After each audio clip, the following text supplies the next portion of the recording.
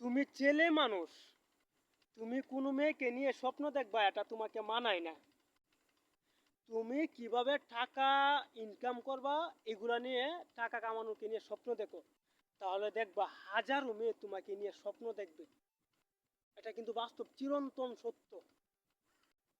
বহুত প্রেম প্রীতি করলাম জীবনে ভাই, বাস্তব অভিজ্ঞতা থেকে বলতেছি। আপনাদেরও বয়স হোক, বুঝবেন। যত কিছু করেন রে ভাই, আবেগের মন পাগলামি, টাকা মানি বেগে না থাকলে কেউ গুরুত্ব দেয় না। কোনো মেয়ে আপনাকে চান্স দিবে না।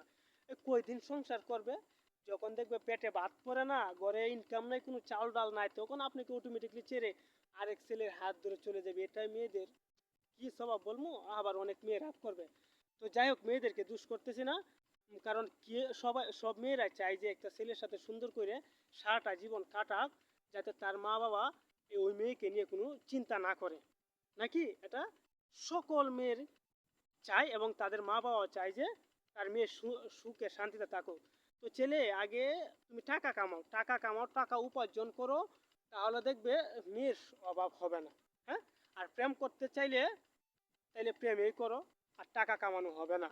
আর প্রেম যদি করতে চাও তাইলে অবশ্যই 100% বিয়ে করতে হবে। অবৈধ প্রেম করো না, নষ্ট প্রেম করো না, তাইলে তো বিয়ে করতে হবে না, নাকি?